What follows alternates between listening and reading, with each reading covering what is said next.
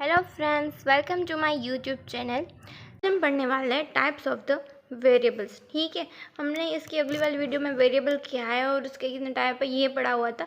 आज हम उसके साथ डिटेल में पढ़ेंगे। तो इस बार भी ना डिस्क्लेमर भी है, और आपको जिससे भी अच्छा लगे वीडियो #easy कोडर कमेंट में करना ना भूले, वरना ना मैं गुस्सा हो जाऊँगी। इस बार तो करते ही नहीं हो यार आप लोग। ठीक है, तो चलो वीडियो स्टार्ट करते। तो हमारा जो पहला वेरिएबल का टाइप है वो है लोकल वेरिएबल। ठीक है, local variable in the C is a variable that is a declare inside the function और ब्लॉक ऑफ द कोड।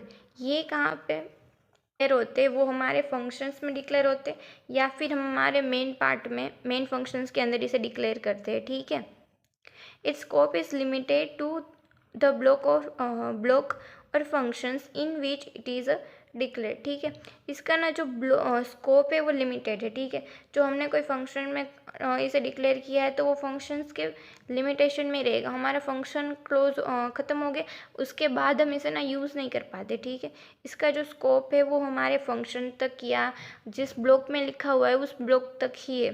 ठीक है, तो हम इसका एग्जांपल देखते हैं। यहाँ पे हेडर फाइल इंक्लूड करवाई, यहाँ पे एक फंक्शन बनाया वॉइड फंक्शंस नाम से ही। ठीक है, और इसमें ना एक वेरिएबल x दिया है, उसकी वैल्यू 10 दी है और उसे प्रिंट करवाया। ठीक है, अब हमारे जो मेन फंक्शन है हमारे यहाँ पर हमने इस फंक्शंस को कॉल किया और रिटर्न 0 कर दिया। ठीक है, और यहाँ पे हमारा मेन फंक्शंस ख़त्म। ठीक है, ये पूरा जो था वो ये हमारा लोकल वेरिएबल है। ठीक है, देखो ये ना हमारा लोकल वेरिएबल है। इस लोकल वेरिएबल को ना हम यहाँ पर यूज़ करना चाहते हैं हमारे मेन में। यहाँ पे मैं प्रिंट करवाऊँ हमारा जो लोकल वेरिएबल है और उसे %d और यहाँ पे मैं x करूँगी ना, तो यहाँ पे ना मुझे एरर देगा क्योंकि ये लोकल वेरिएबल यहाँ तक ही इसका एग्जीक्यूशन रहेगा। इसके बाद में करवाऊँ ना तो नहीं आएगा। और इस जो ये कोड है उसे हम रन करवाएंगे तो हमारा फंक्शंस कॉल होगा, इसलिए हमें 10 वैल्यू देखने को मिलेगी। आप खुद इसे अपने पीसी या लैपटॉप में एग्जीक्यूट करें और कहें मुझे कि हो रहा है। ठीक है, सेकेंड टाइप है वो हमारा ग्लोबल वेरिएबल। ठीक है, तो ग्लोबल वेरिएबल क्या है? तो global variable in the C is a variable that is a declare outside of the functions और ब्लॉक ऑफ द कोड।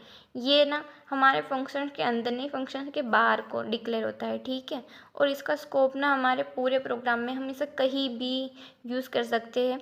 ठीक है, देखो यहाँ पे लिखा है we can access the global variable anywhere in the C program after it's declare. इसे declare करते ना हम हमारे पूरे सी प्रोग्राम में कहीं पर भी इसे एग्जीक्यूट कर सकते हैं। लोकल वेरिएबल की तरह नहीं है। ठीक है, लोकल वेरिएबल तो हमारे फंक्शन तक ही रहता है, उसके बाद हम यूज़ नहीं कर सकते। बट ग्लोबल को हम हमारे पूरे प्रोग्राम में यूज़ करते हैं। ये नाम ही ऐसा है, देखो ग्लोबल, ग्लोबल यूज़ कर लो भाई, कोई दिक्कत नहीं है। हम इसका एग्जाम्पल देखते हैं। एग्जाम्पल में पहले हम हमारी हेडर फाइल इंक्लूड करवाएंगे और इससे ना हम हमारे ग्लोबल वेरिएबल कहेंगे ग्लोबल भाई। ठीक है, यहाँ पे एक इंट x इक्वल्स टू 20 लिया है, ये हमारा ग्लोबल वेरिएबल है। यहाँ पे ना दो फंक्शंस बनाए हुए और दोनों में ना इस वाले वेरिएबल का यूज़ किया है। ठीक है, यहाँ पे देखो वॉइड फंक्शन 1 और उसमें भी फंक्शन 1, और यहाँ देखो x को प्रिंट किया यहाँ पे वॉइड फंक्शंस 2 और यहाँ पर भी फंक्शंस 2 करके हमारे x को प्रिंट किया है। फिर हमारा मेन पार्ट और इन दोनों फंक्शंस को यहाँ पे हमने कॉल किया है और रिटर्न 0 किया है। ठीक है, तो अब इसका आउटपुट क्या आएगा आपको पता है? नहीं पता, मैं बता देती हूँ। इसका आउटपुट आएगा पहले आएगा फंक्शन 1 और फिर 20, फिर आएगा फंक्शंस 2 और फिर आएगा 20, क्योंकि भाई ये ग्लोबल वेरिएबल है, कहीं भी यूज़ कर सकते हैं। आप इसे एग्जीक्यूट करना हो इसको। हमारा तीसरा जो वेरिएबल का टाइप है वो है स्टैटिक वेरिएबल।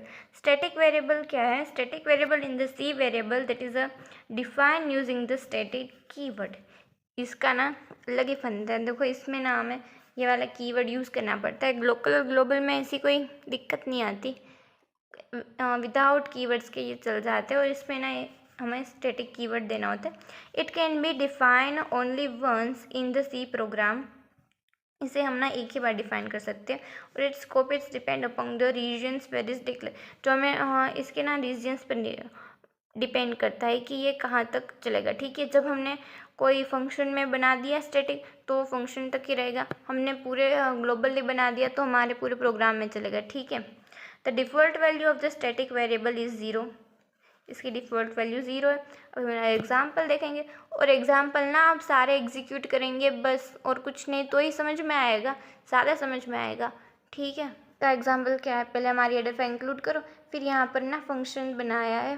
देखो फंक्शन में क्या है, ये हमारा ना लोकल वेरिएबल है। क्या है, ये हमारा लोकल वेरिएबल है, इसमें स्टैटिक लगा है तो ये हमारा स्टैटिक वेरिएबल है, ठीक है। ये हमारा स्टैटिक वेरिएबल है।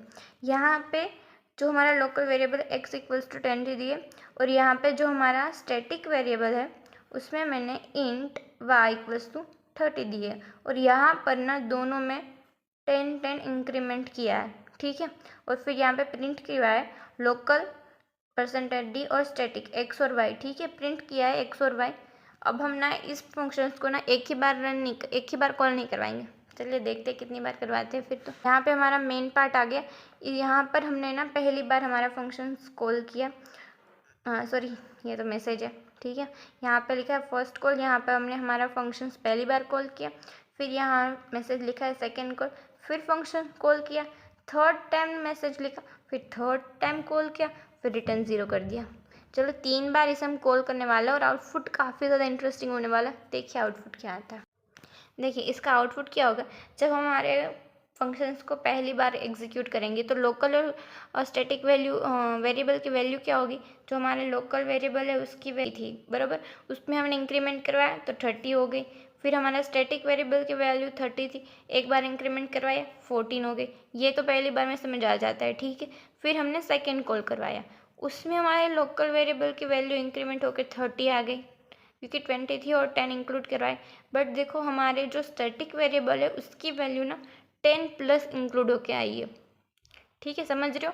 एक बार हमने कॉल किया, फिर उसमें 14 ना स्टोर हो जाता है, ठीक है। अब हम वापस उसकी इसे कॉल करते हैं तो इसकी वैल्यू में इंक्रीमेंट आया, और उस इंक्रीमेंट को वापस से उसे इंक्रीमेंट करवाया, क्योंकि हमने वहाँ पे x और y की वैल्यू इंक्रीमेंट करवाई थी, ठीक है।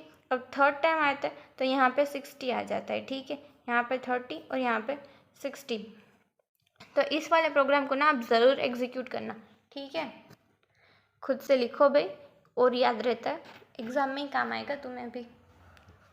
ऑटोमेटिक वेरिएबल, जो ऑटोमेटिक वेरिएबल क्या है, all the local variables are the automatic variable by default लो।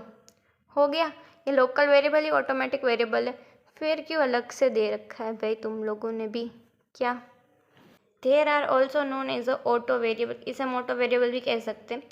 इसका स्कोप क्या है, जितना हमारा लोकल वेरिएबल का है उतना ही इसका भी है, ठीक है। Their scope is a locals and their life time is till end of the block खत्म, वेरिएबल की लाइफ खत्म।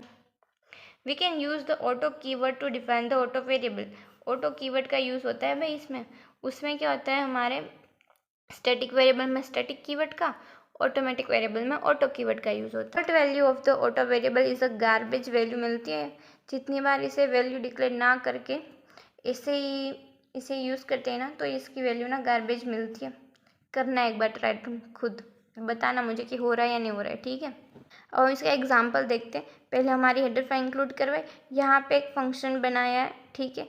यहाँ पे हमने दो वेरिएबल लिए हैं, x और y को हमने ना ऑटो डिफाइन किया है कि ये ऑटो वेरिएबल है और ये लोकल वेरिएबल है, ठीक है। जो x है वो लोकल वेरिएबल है, और जो y है वो ऑटो वेरिएबल है। यहाँ पे हमने ऑटो वेरिएबल प्रिंट करवाया, कौन सा है हमारा ऑटो वेरिएबल, y, तो ठीक है y।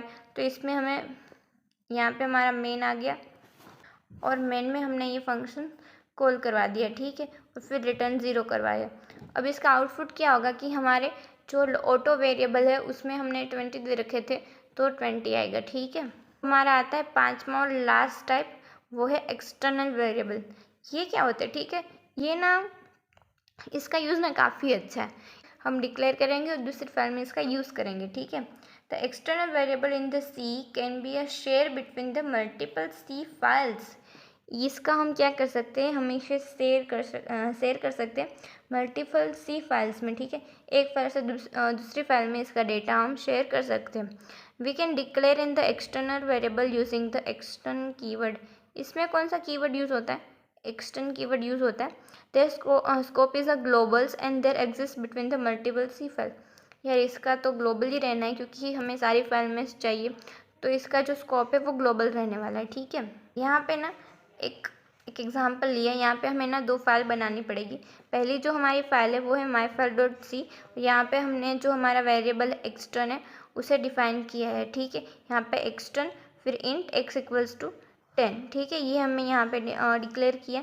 फिर हम यहाँ पर एक दूसरी फाइल बनाएंगे, उसका नाम देखिए program1.c। उसमें देखो यहाँ पे जब हमारी हेडर फाइल इंक्लूड करवाते हैं उसी के साथ जो हमें हमारी जो फाइल है उसे भी इंक्लूड करवानी है, क्योंकि इसी फाइल में से हमें ये वेरिएबल का यूज़ करना है ना, ठीक है। इसीलिए यहाँ से हम ये फाइल इंक्लूड करवाते हैं। यहाँ पर हमें फंक्शंस बनाया है प्रिंट वैल्यू में हम क्या करेंगे, हमें यहाँ पर ग्लोबल वेरिएबल और हमारे एक्स को ना यहाँ पे हमने प्रिंट करवाया है जो हमारे दूसरी फाइल में, और उसका यूज़ हम दूसरी फाइल में करें, और फिर हमारे मेन में इसे हम कॉल करवा देते और रिटर्न 0। और इसका आउटपुट क्या आएगा आप मुझे कमेंट में ज़रूर बताएं। जो वीडियो अच्छी लगे तो लाइक करें, शेयर करें, सब्सक्राइब करें। Thank you for watching.